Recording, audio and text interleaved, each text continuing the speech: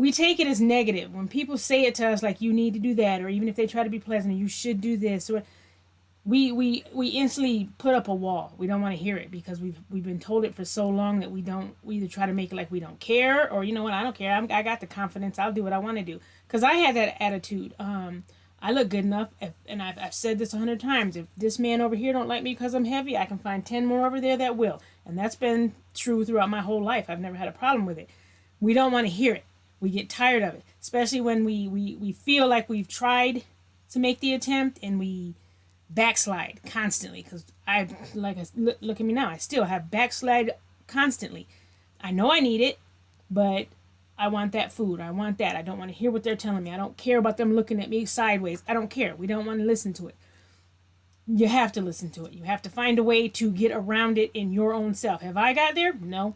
I still fight it because I like a good Twinkie here and there. I like cake here and there. I like to have soda every once in a while. I see my trainer when she goes to do these bodybuilding shows and she cuts all her carbs and she does this, and I just look at her like she's crazy, like I could never do it. And some of the stuff I don't think I could do, not to that extreme, but it's just, I don't know how to tell anybody how to do it. It's just that we need to do it. It's hard. We hate it, but it has to be done, or it's going to come back on you. I am 100% sure. I can tell you that it's going to come back in a bad way. My knees, I have to fight my way through work nightly. I'm in pain constantly. I want to come home and just lay down. You have to find a way to do it. Have I found it? No. If I didn't have him, my trainer, I'd probably be in a worse place than I am now. So I don't know what to tell anybody other than you got to figure something out.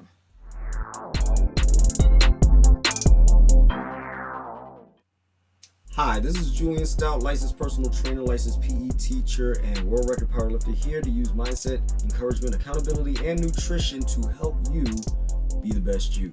Now, without further ado, the reason I exist, my wife.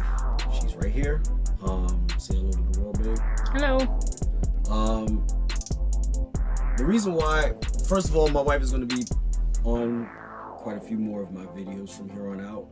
Not only to discuss, fitness and health topics and how she feels about things in this nature, but also we're gonna do some other cool things later on, and I'm excited for those things as well. But for today what we're gonna do is we're actually going to discuss her journey in terms of health and fitness and where she's at, and how she got to this point at this point right now. So, babe, you have had a journey in your life in terms of your health, and what I want you to do is give them an explanation as to what you do, what you've experienced, how things have gone for you. So I'll have some questions for you, obviously, but at this point in time, I want you to tell them how. Let's start with your childhood. Let's start with how things were for you as a kid. Were you healthy as a kid, did you say? I thought I was. I never thought anything about it. I think I was always told I was heavy. I wish I was as heavy as I was then, because now I'm way heavier, but I was always told I was too heavy for my age, I guess is what it was. But after meeting you, and you were like, you weren't heavy, it was more you were just growing into your body quicker, but I was always made to feel like I was just too fat. So when you say that you were made to feel that you were too fat, you're saying that people were just were they just telling you you're fat, or were they making comments about certain things about you? I think both, actually. Sometimes I was, they wouldn't say, oh, you're just a fat, it's just, you're heavy, watch what you eat, or, because I was always moving. That's the part I never understood. I was always outside. I rode bikes constantly. I'm sure it must have been, now that I know a little bit better, it was the food choices and what I was given, because my mom had horrible health and she ate the wrong things and she passed it on to me and my brother. So we ate the wrong food, as I do today. That's the worst cravings that I have is, sweet, cakes and stuff like that. But I think it was more food. But people always did say things to me about being too heavy. All right. So now, personally, I've seen you at different stages in your life. To me personally, I don't think you started to actually get heavy until you were in high school, pretty much. Well into high school. It wasn't even like right into high school, but more like according to my family, 12, probably when I was about 12 is when I was being told that. I guess maybe that's when I was taking it in as I was fat, is around 12 and on. So what was your mindset from 12? When you started truly like hearing this stuff, right? What was your thought pattern at that time? I don't know. I think that's probably where my attitude of I don't care came from, because that's what they always said, so it was easier just not to care. So when you say you don't care, you just stopped everything? No, I just kept doing what I was doing. I didn't care what they said. Meaning, what I meant by not stopping, meaning like you weren't even trying to control what your body looked like at that point. I had no idea how to do that. I was moving, I was doing the things. I mean, not actual workouts and stuff like that, but I was constantly moving. So I didn't know what to do to change it. To be fair, I didn't know what to do. I mean, for me, luckily, I could put 2 and 2 together quickly, but before the age of 12, I didn't know anything about working out. I just happened to see men in a room picking heavy things up and putting them down, and looked like the people that I wanted to look like. Made me realize that, hey, maybe this has something to do. I didn't even have that. I'm sure we must have had gyms. I didn't know anything about gyms or anything like that. I didn't have a role model as to somebody that was doing workouts and seeing this so-called skinny chick doing. They were the ones that were skinny, were just skinny naturally at the time. I didn't see anybody doing anything. Like even in high school now, you see these kids working out. They're actually working out. I didn't see that in high school. The kids when I was in, even the football players didn't look like what they look like now. Right. I wouldn't say that they were in shape like they are now. They could run, or they could do this, that, and the other. So I had nothing to go by, really. Not that I was looking for it. I'm not gonna say I was, it clicked in my mind that I needed to do something and I dug for it. I didn't. I like I said, I got lucky personally, because my experience was traumatic in the sense that, I was made fun of for being skinny, and I wanted to change it, and I didn't know how to change it. But it just so happened to have kind of fell in my lap, where I saw people who looked like what I wanted to look like. So it just started making sense that this is what I needed to do. I wasn't very physical when I was a kid. I was very cerebral. All I did was read, and I barely played video games. But if I was reading anything, it was basically about baseball players, stuff like that. I wasn't in reading random books. I was never reading for the sake of learning per se. I was always reading, and I was always doing stuff like that. So for me, there was no role models for me either, because at the time my uncle wasn't working out when I was 12 years old. He was relatively lanky and skinny when I was a kid, but then all of a sudden he discovered working out, and then my uncle's body started changing by leaps and bounds over the years. By the time I was 15, he was just swole. To be honest, the only thing I could tell you from me being a kid that I would say I remember Jane Fonda's workout. I can't remember. And what's his name? Richard Simmons. Yeah, that's pretty much the most I think I saw.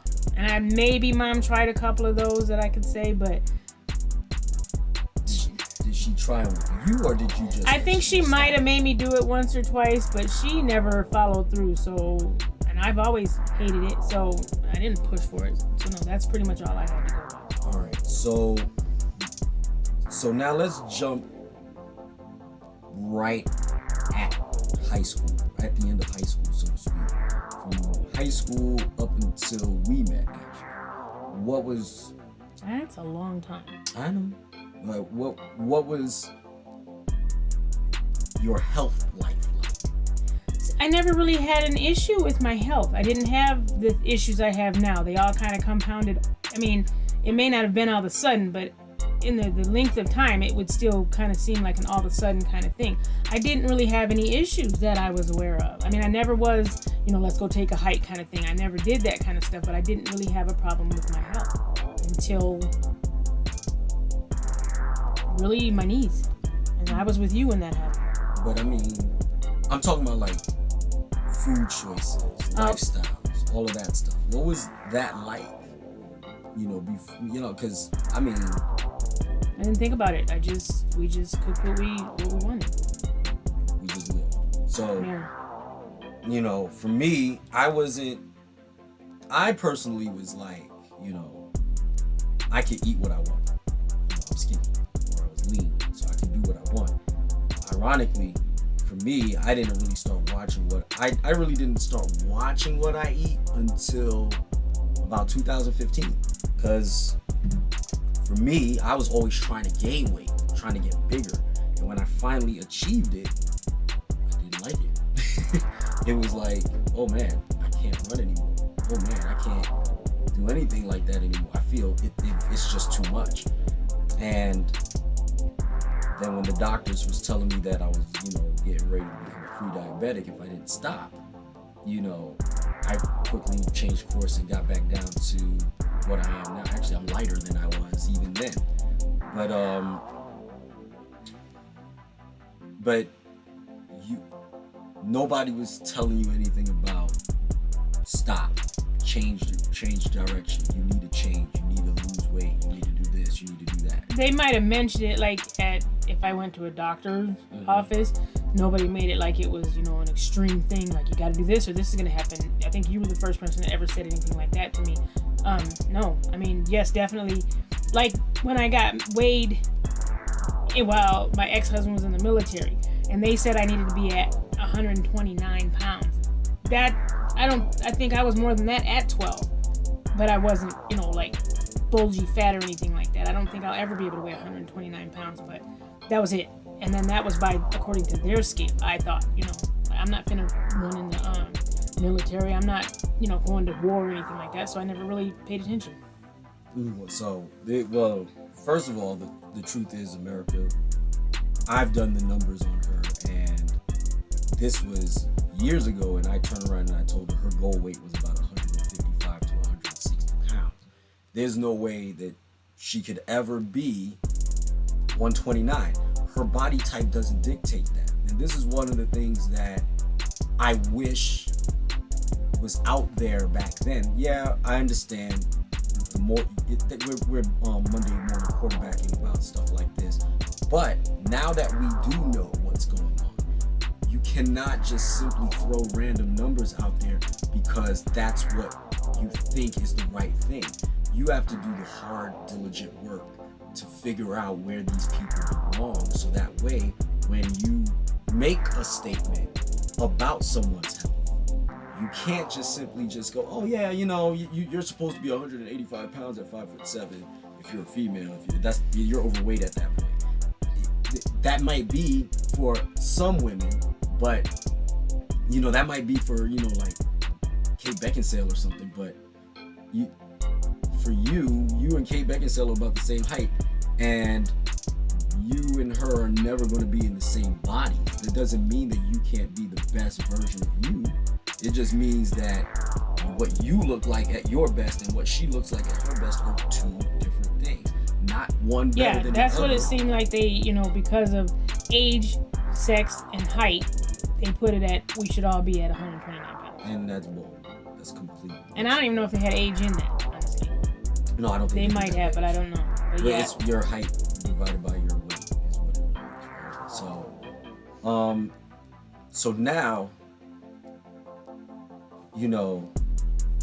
when I met you, you were actually bigger than you are now.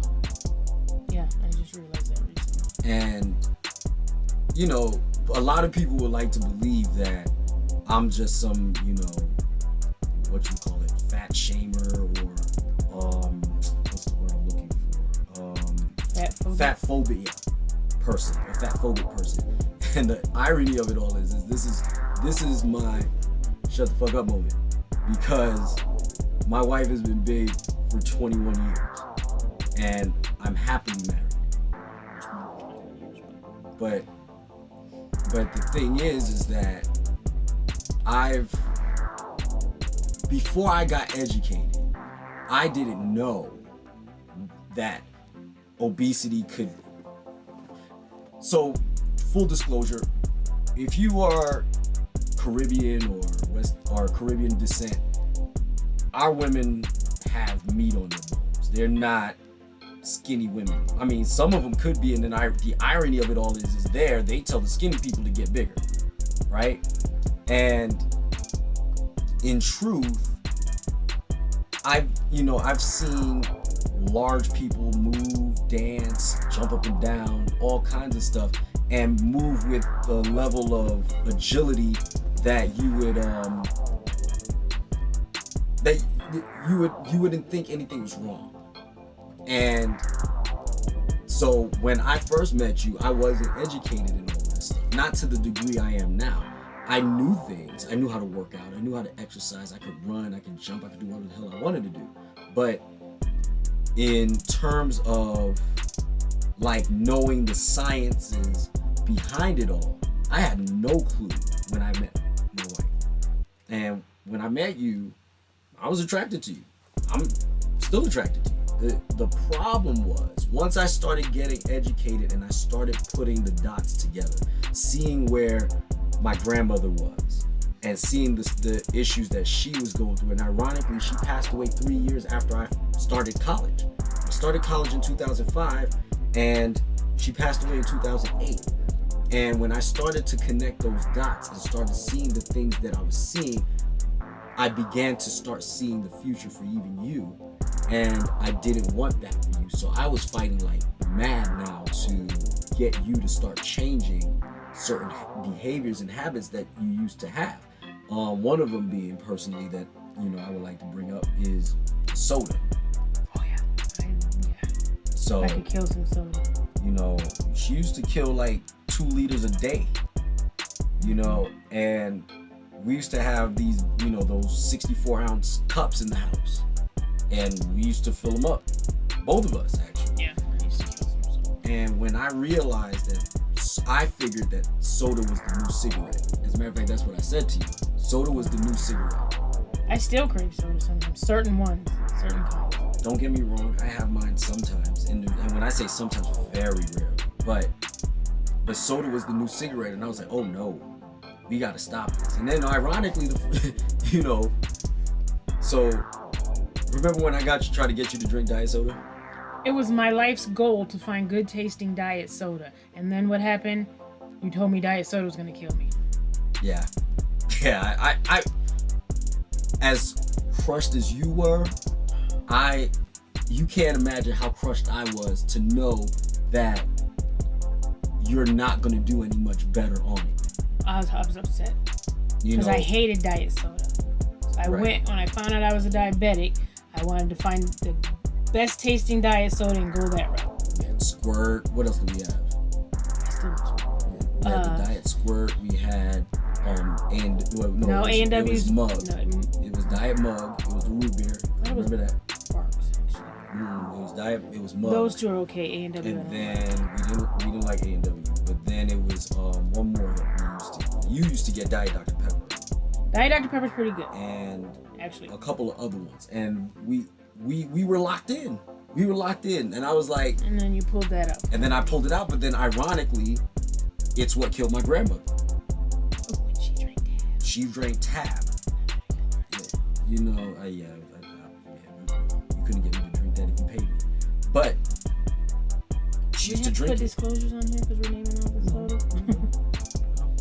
But that's free advertising for them, basically. Right? Yeah, but we said you. Yeah, well, sorry. I'm not sorry. But the thing is that when I realized that aspartame and sucralose was a problem, it hurt. It really did hurt because I was like, I finally, you don't understand how much fighting I had to do to get her to convert to diet soda. So then I was like, oh my God, now I gotta yank the rug out from underneath her. This is bad. This is gonna be bad. This is not gonna go over well. I'm pretty sure it was bad. And then to try to get you to drink seltzer water. Oh my God. Hey, I finally converted. To that. So, I mean, woo, that was a fight. But, you know, I had to, you know, walk the walk myself. I had to give up soda because at that time I really didn't feel I needed to give it up because I was in shape. I'm ready to go. I do what I want. And luckily, thank God, you know, before it got bad, you know, I got to control that, and now I rarely touch the stuff. I mean, I have to be desperate to touch it. In all actuality, now I'm finding out I shouldn't even be drinking that.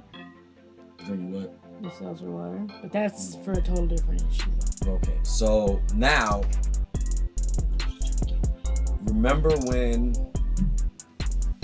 I gotta watch what I say, because there's been times where I've said things to you that they've come to pass. You know. Stop it. So the thing is that I remember warning you about your situation that you find yourself in now. So tell them where you are now at. Oh, the bad stuff? Yeah, at 50 years old, 51 years. Almost 52. I'm diabetic, which that kind of came not too long. That was probably coming before you said anything about that. My knees, I need 2 knee replacements. Right one's worse. I have arthritis in the tops of both of my feet, and that's because of I have extremely high arches, but being as heavy as I am, my arches have been collapsing every time I stand up all my life, and the doctor said it finally just pulled on them joints to where the arthritis was able to set in. That's excruciating. Where else am I? My shoulder I heard that's something else, but other than the diabetes in my knees and feet, I don't. Endometriosis. That was way before. That I had to be. I just didn't know it. Right, but what I'm saying is but that's in my family too, so that might, I don't know if that's a hereditary thing or what. So it's still connected to obesity. Obesity is a clear. But it's people that aren't even heavy that had it too, though. Yeah, but so that's why I wouldn't have thought about that. That's why I never put those two together into that. If it's in the family, and because I thought my aunt had the fibroids too, but she didn't have them as bad like mom. My mom had to have a hysterectomy at 29, I think, because of fibroids. My cousins both just had them. But wasn't your mom clinically obese too? Yeah, mom was. That's why I thought that was. I thought my aunt had them like that too, but hers, I just found out hers weren't that bad. She's always been smaller, so. But I thought that was more of a, which it can be hereditary too, but that's not what I had. I had a few, but not like, that's not what made me have to have the hysterectomy. So, back, shoulders. Shoulder I heard at work. My back is just, we need a new mattress. Mm-hmm. And the vacuum at work. Of course. I'll probably suck at that anyway. Now, I mean, if you said this is where I'm at, I think where I'm at, the main things that are causing me the problems that I know come from what you have said would have to be, because of the weight, would be my feet, my knees, and the diabetes. Which I know diabetes is hereditary too, but you know, you probably, because I found out I was, how old was I? I think I found out in 05 maybe? I was going to say 34, 35. So yeah, I was in my mid-30s when I got that. So that's fairly young, I think. So,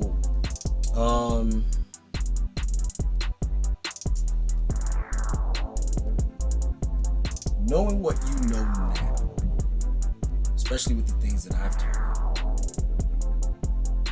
would you change anything, or would you live exactly the way you've lived up until this point? Honestly, I tell myself I would change it. I tell myself that all the time. So in my mind, yes, I would have changed it. I know what I needed to do, but then, you know, cravings hit and I do the wrong things, but I've done that my entire life. So I like to think I would have changed it if I knew, or if I really thought, because I knew. It ain't like you didn't tell me, but, you know, I was just everything was okay then, so everything was okay then, so everything should be fine now. Yes. Okay, so I didn't think it would be as extreme.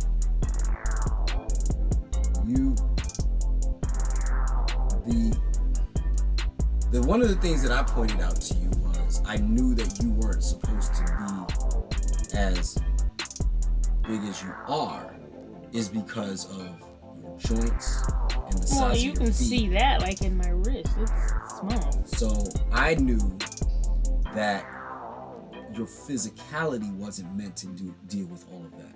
But genetics is a weird thing. You might get the bones of Aunt Catherine, but then get the muscle mass of Uncle Joe. You know, so it's kind of hard to. You just got to work with what you have, right? And I remember when you turned around, you thought I was trying to turn you into a Barbie doll. Remember, you was like, "I'm not." Yes, I remember. Yeah.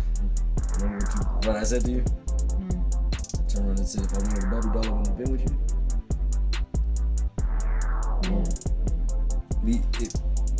The thing was, and then, how shocked were you when I told you that your actual goal weight currently is anywhere between 150 to 160? I was probably pretty shocked because I listened to what them idiots said and told me I should have been about 129 pounds. So you thought when I was trying to fix you, it was, 129 or bust. Well, no, not really, because you never agreed with that. So I didn't. Yeah, I guess I just at that point I didn't know your actual knowledge base. Forgive me. But anyway, I didn't know that, so I didn't know if you what I should actually be listening to.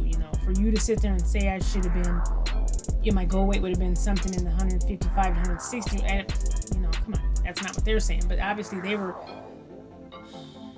pretty much morons anyway. But I didn't know, so I just after being told I was fat when you're saying you weren't fat then, it's a conflict. I didn't know. So to the millions of people out there that'll see this video that might hear you say these things, right? They might be going through it themselves. What could you tell them that nobody told you that you wish you knew then, that you can, and maybe you could even tell other people who are in your situation, not necessarily in the dire straits of your physical situations, but particularly the obesity and things like that? What would you tell them? I don't know about how you just worded it. My biggest thing is, because most of us have been told, like I said, they were telling me I was fat when actually I find out now I really wasn't fat. I mean, I was just thicker, because I was born with thighs like the Michelin Man, and just, we take it as negative. When people say it to us like, you need to do that, or even if they try to be pleasant, you should do this, or we instantly put up a wall. We don't want to hear it because we've been told it for so long that we either try to make it like we don't care, or I don't care. I got the confidence. I'll do what I want to do. Because I had that attitude.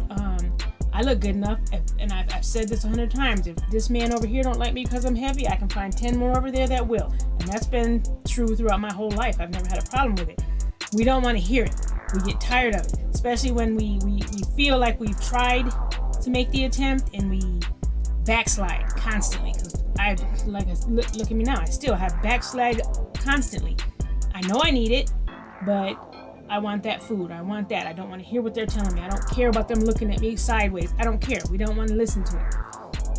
You have to listen to it. You have to find a way to get around it in your own self. Have I got there? No. I still fight it because I like a good Twinkie here and there. I like cake here and there. I like to have soda every once in a while. I see my trainer when she goes to do these bodybuilding shows and she cuts all her carbs and she does this, and I just look at her like she's crazy, like I could never do it. And some of the stuff I don't think I could do, not to that extreme, but it's just, I don't know how to tell anybody how to do it. It's just that we need to do it. It's hard, we hate it, but it has to be done, or it's gonna come back on you. I am 100% sure. I can tell you that it's gonna come back in a bad way. My knees, I have to fight my way through work nightly. I'm in pain constantly. I want to come home and just lay down. You have to find a way to do it. Have I found it? No. If I didn't have him, my trainer, I'd probably be in a worse place than I am now. So I don't know what to tell anybody other than you got to figure something out. I got to figure something out. How much money you spend on medication? I don't know. It's a lot. Monthly, because it goes out, I haven't really sat down and it's a lot. It's if I didn't spend the money that I spend on my medication, I wouldn't have to worry about can I pay this bill or can I get the groceries since inflation is so high right now. But I have to have the medication or I half the time I can't walk because if I don't have certain ones, it causes me problems. I'm walking with a cane now. I really don't know how much I spend. I just, truthfully, I've been afraid to actually sit down and figure it out. Well, didn't we calculate that already? It was like, what, like $400? No. Pretty close? No, it's more, it's probably half of that, a little bit. It's about 200 something. If I put everything and got it at once, 200 something probably. But I never have to get it, all at once. So that's why I haven't paid. But yeah, I guess it's over 200. It's over 200. So, it's 200. That's right about my car payment. So wait, $200 a month on the medication. What about strips? Oh, we got lucky with the ones we found. But we know strips, at one point, most of them are $1 a strip. And you get 25, 50, or 100. And if you're checking your blood sugar the way you're supposed to, you're going to go through those strips in a month, at least, if you're checking the way you're supposed to. At least for me. So that's a lot there too. You said medication, so I was going by my actual prescriptions, which is enough in itself. It's well over $200 if I had to buy all my prescriptions at one time. So, from a financial standpoint, would you like to get off your medications? Oh God, yes. Because first of all, I don't like taking the medication, but I know if I don't, more problems will come. Right. So, there's times where your blood sugar has been well over 300. Well, the worst case with my blood sugar came after the hysterectomy because I couldn't take the hormone replacement because it had my blood sugar at 400 and something, which made all my medication either go up or change, which cost more money at the time. So, yeah. So, when I turn around and I make these videos, guys, this is why I make these videos, is because I personally see what's going on. Because you're not thinking about the end game. You're not thinking about when you turn 50, when you turn 40. You're not thinking about when you're in your 60s, when you have to turn around and take medication or you have to have procedures done simply because you're at a certain age. And when those procedures happen and now all of a sudden everything else starts going out of whack, that's how much money you're going to have to spend on drugs. You know what? Really, I didn't even add into the cost of prescriptions because I have to be able to get these prescriptions. And I'm not going to name names of the insurance companies, but I cannot stand this insurance company that we have, but I pay $200 a month just so I can have medical. That's just the medical to be able to get the prescriptions and stuff. And I went up to the highest premium because they like to deny everything. My doctor prescribes this, they want to deny it. You got to fight back and forth. Oh, try to give her this, try to give her that. My OBGYN had to argue them down for my hysterectomy because they wanted me to get her to give me an IED. Try that. They said IED, whatever. I was already 50 years old, almost 51. So I was already perimenopausal, but you want them to give me an IUD or something like that. For what? That wasn't what the problem was. So my actual doctor had to call and argue them down for them to give the hysterectomy. And then they said, oh, well, you have to keep her ovaries unless you find endometriosis. I'm 50 years old. I don't need them. Why keep them? I understand why they do want you to keep your ovaries now. It's because of the whole hormone thing. But at that particular time, and I was at a higher risk for certain cancers, but she had to physically argue them down. And it's more than just the cost of prescriptions. It's the fact that you have to get the insurance. And if you want to even be able to deal with the insurance, you probably got to pay the higher premium, which it's already gone up. $200 a month automatically out of my check for just the medical that I have to have. Otherwise, I couldn't afford any of it. So it's financially, this is another reason why I do what I do. right now, people are scratching pennies together just to make ends meet. And you think that on the front end, it costs more money to buy the foods that you're supposed to buy. But Which it does. It's expensive. But- Everything you're supposed to have automatically costs you way more than the stuff that's the worst. So that is already an issue. But if you think about it, when you start measuring out the money, right? I agree. You're right. If I didn't have to pay for the insurance and stuff like that, maybe it wouldn't cost. I wouldn't think about it so much. But you tell me why healthy food that's supposed to be good for you costs you twice or 3 times as much as that cheeseburger that's bad for you. It shouldn't be like that. You should be able to go out and get good food. But we don't. The reason why that is because technically we're in the business of sickness. We're not in the business of health. And which is not right. It's not like that in other countries. Well, good old U.S. of A. I mean, everybody that makes money, they want them to have money. It doesn't matter if you die in the process. So that is one of the truths here. And when you don't adhere to the truth, it will jump onto you. They make it sound like quote unquote personal responsibility, when yes, there is a level of personal responsibility in all of this. But when you're not being informed, and on top of you not being informed, they're not even informing you what they're putting in your food. They're not telling you that these things are causing you hormonal issues in your food because they're adding hormones to your food, or the food that you're eating is blocking your hormones or actually exacerbating your hormones if you're female. So for instance, what a lot of people don't know is that if you're the more flooded with estrogen you get, the more sensitive to testosterone you become. So therefore, you become more aggressive the more obese you get. And these are things that people don't know. And aggressive, what do you mean? Aggressive in what kind of way? Every sense of the word. Sexually, physically, emotionally. You just get aggressive and you become emotional.